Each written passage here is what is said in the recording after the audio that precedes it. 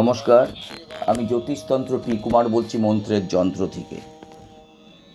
আমি কসমস পাদের কাহিনী বিষ্ণু পুরাণ থেকে বলছি। তার আগে সাবস্ক্রাইব, শেয়ার এবং লাইক করলে অনেক মানুষ জানতে পারবে পুরাণের কাহিনী, বিষ্ণু পুরাণের কাহিনী। আমি আজকে যেই গল্পটা আপনাদের বলছি সেই গল্প একটা দুর্ধর্ষ গল্প। এই গল্প শুনলে আপনারা অনেকেই জানেন না, আপনাদের জানাবার জন্যই কিন্তু আমি এই মন্ত্রের যন্ত্র থেকে এই বিষ্ণু পুরাণ আমি আরম্ভ করেছি। কসমস পাদের কাহিনী। সগর বংশের রাজা ছিলেন ঋতুপর্ণ। পাশা খেলায় মহা ধুরন্ধর তিনি। তার পুত্র সুদাস পরম ধার্মিক ও দয়ালু। সুদাসের পুত্র সৌদাস অতি বড় শিকারী বীর তিনি। সৌদাসের তীর গায়ে লেগে বেঁচে আছেন এমন কোনো প্রাণী এই জগতে নেই। একদিন তিনি জঙ্গলে গিয়ে তীর দিয়ে একটি বাঘকে মেরে ফেললেন। তারপর দ্বিতীয় বাঘকে মারবার জন্য সৌদাস যখন উদ্ধত, তখন সেই বাঘটি বিশাল ভয়ঙ্কর রাক্ষসের মুক্তি ধরে গর্জন করতে লাগলেন। আর গর্জন করতে করতে বলছে, তুই আমার ভাইকে মারলি কেন? কি দোষ করেছিল তোর কাছে? আমি তোকে দেখছি। এই কথা বলেই সেই রাক্ষসটা বনের ভিতরে কোথায় লুকালো।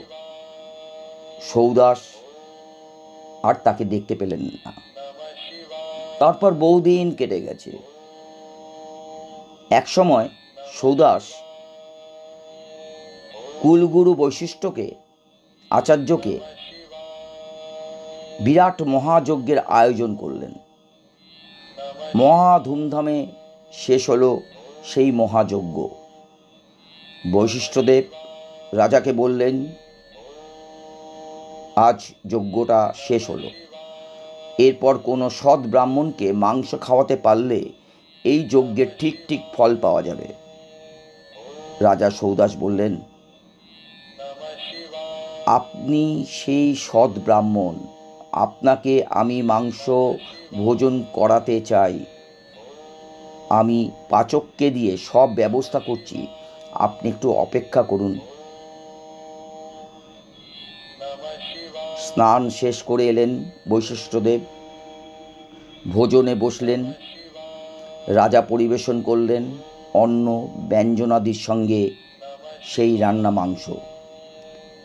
রান্না করা মাংসের দিকে তাকিয়ে বৈশিষ্ট্যদেব একটু খটকা লাগলো। তারপর ভালো করে তাকিয়ে বুঝলেন তাতে পরিবেশিত মাংস প্রকৃতপক্ষে নরমাংস, বা যা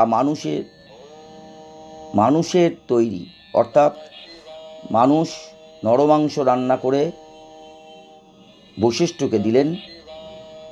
বৈশিষ্ট্য রেগে হঠাৎ বললেন, কি স্পর্ধা, এই নরমাংস আমাকে খেতে দিয়েছিস? রাগে তার চোখ লাল হয়ে গেল। তিনি উঠে পড়লেন গর্জন করতে করতে। এই বিষ্ণু পুরাণের পরবর্তী পাঠ আপনারা শুনতে পাবেন, এবং আপনাদের ভালো লাগলে লাইক, শেয়ার এবং সাবস্ক্রাইব করবেন। নমস্কার।